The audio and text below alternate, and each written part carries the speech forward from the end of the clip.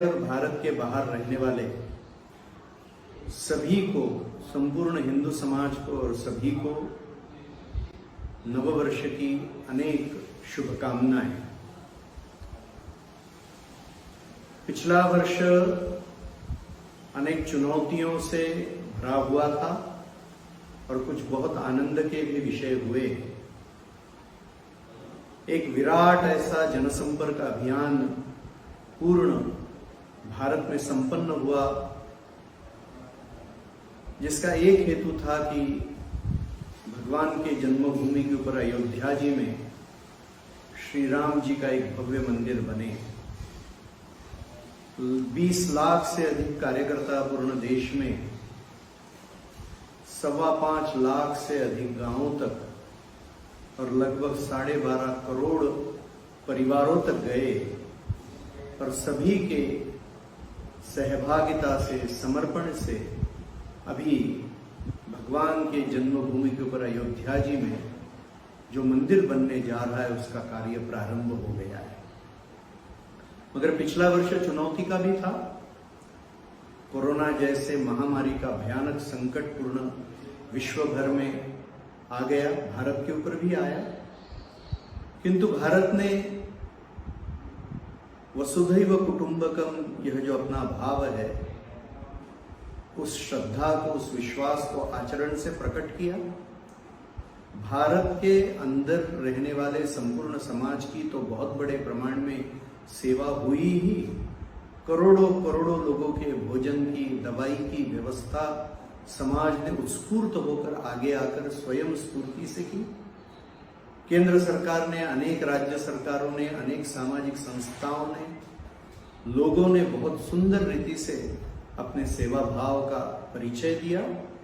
अगर इसके साथ साथ ही देश के, भारत देश ने पूर्ण विश्व के अनेक देशों को दवाई की दृष्टि से भी सहयोग किया और जिन जिन देशों में भोजन का भी संकट था, वहां अन्न भेजकर, अनाज भेजकर उनकी भी सेवा की। अभी एक नए वर्ष में हम सब लोग पदार्पण कर रहे हैं। बहुत सारी चुनौतियां हैं और इसलिए हमको कुछ शुभ संकल्प भी आज करने की आवश्यकता है। कोरोना के कारण से आर्थिक व्यवस्था भी चरमराई हुई है, अनेक लोगों के कामकाज बंद हुए हैं और इसलिए हर हाथ को काम कैसे मिलेगा एक बहुत बड़ा चुनौती का विषय है।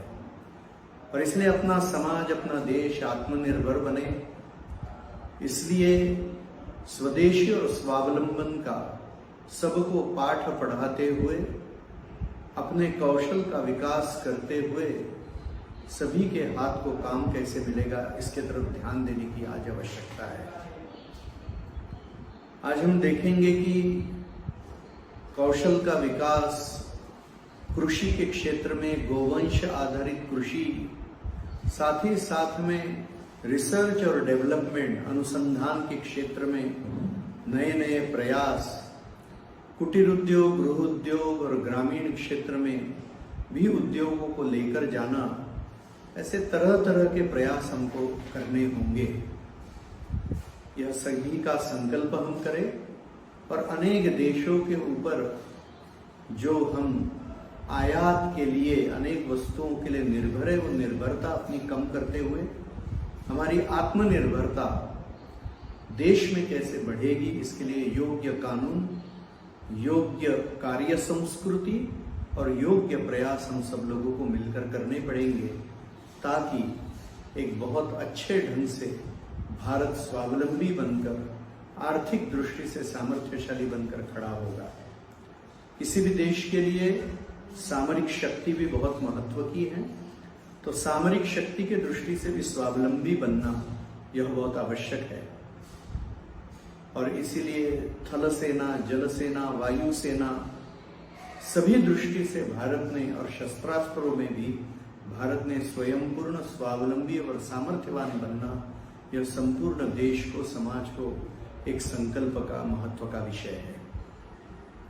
हम देखेंगे कि अपने देश का बहुत बड़ा तबका आज भी गरीबी रेखा के नीचे है और आत्मवत् सर्वभूतेषु, यानी हर एक के हृदय में वही भगवान का अंश है जो मेरे हृदय में है, और साथ ही साथ कण कण में भगवान है ऐसा मानने वाले हम, और एक कृतज्ञता की भावना और समन्वय की भावना लेकर चलने वाला यह हिंदू चिंतन, इसीलिए समाज के उत्थान के लिए, पर्यावरण की रक्षा के लिए, संपूर्ण सृष्टि की रक्षा के लिए हम सब लोगों को मिलकर बहुत सुनियोजित प्रयास करने होंगे।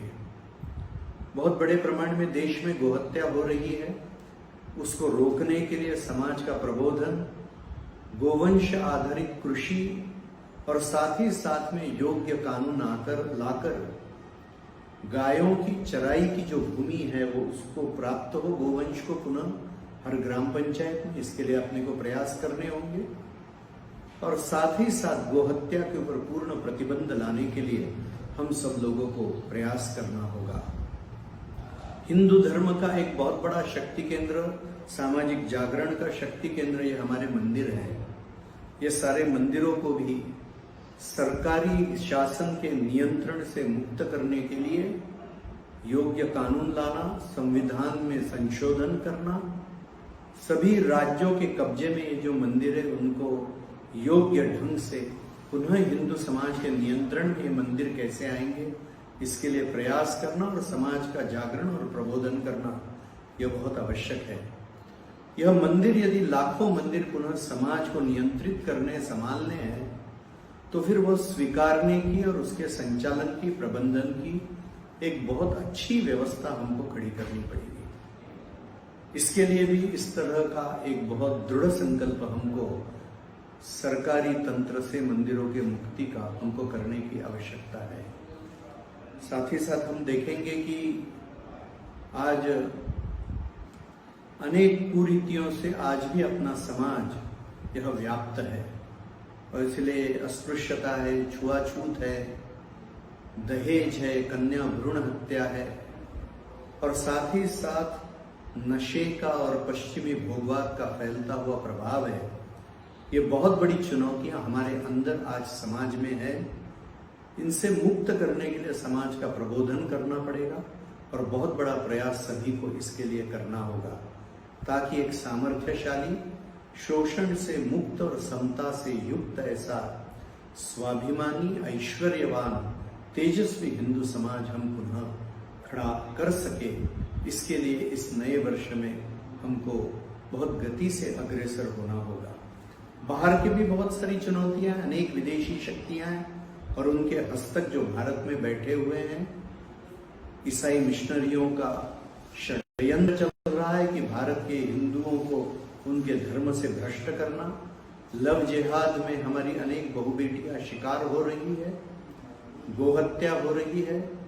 आज नक्सली हिंसा, अर्बन माओइज्म का संकट, कम्युनिज्म के जड़वादी विचार का संकट की जो बहुत बड़े प्रमाण में हिंसा कर रहा है, इन सारे शक्तियों का कठोरता से दमन करने की आवश्यकता है। इन विपरीत शक्तियों को, अत्याचारी शक्तियों को कुचलने की आज आवश्यकता है। तो आज सरकारी तंत्र को और समाज को भी बहुत गति से इन चुनौतियों का सामना करने के लिए सिद्ध होना होगा। संपूर्ण विश्व के कल्याण करने वाला यह हिंदू चिंतन है, मगर यह चिंतन की स्वीकार्यता पूर्ण विश्व में बनानी है तो उसके लिए अपने समाज को संगठित होकर, सामर्थ्यशाली होकर, यशस्वी होकर और अज्ञान और गरीबी और कमजोरी से मुक्त करते हुए हमको परम सामर्थ्यशाली बनाकर खड़ा करना पड़ेगा। आज हम देखेंगे कि हर एक हिंदू को अपने धर्म का, अपने देश का, अपने समाज का कार्यकर्ता बनकर खड़ा होना होगा। हम सब हिंदू सभी जाति, बिरादरी, पंथ, संप्रदाय और प्रांतों की विविधताओं के ऊपर उठकर एक हैं। इसका परिचय भी इस श्री राम जन्मभूमि मंदिर के संपर्क अभियान में सबको आ गया। एक मातृभूमि, एक धर्म विचार और एक संस्कृति रहने वाला यह हिंदू समाज एक है। यह एक तेजस्वी भाव पुनः समाज में जागृत करना होगा, हृदय में हमारे हरेक के जागृत करना होगा। भारत का सामर्थ्य प्रकट करने के लिए अखंड भारत का संकल्प भी हरेक के हृदय में इस नए वर्ष में हमको जागृत करना होगा। और केवल भारत का ही हिंदू नहीं तो विश्व भर के हिंदू की रक्षा की और कल्याण की भावना हमारे अंदर है और इसीलिए सीए जैसा जो योग्य कानून आया है उसका फायदा, उसका लाभ हमको अफगानिस्तान, पाकिस्तान और बांग्लादेश में रहने वाले हिंदुओं को और वहां से जो शरणार्थी हिंदू भारत में आए हैं, सिख आए, जैन आए, बौद्ध आए, उन सभी को देना होगा। और इसलिए ऐसे अनेक काम नए वर्ष में हमारी प्रतीक्षा कर रहे हैं। पूर्ण विश्व भर में फैले हुए हिंदू समाज की रक्षा का भी संकल्प हम लोग करें और यह हिंदू चिंतन केवल हिंदुओं के लिए नहीं है तो पूर्ण मानवता के लिए है।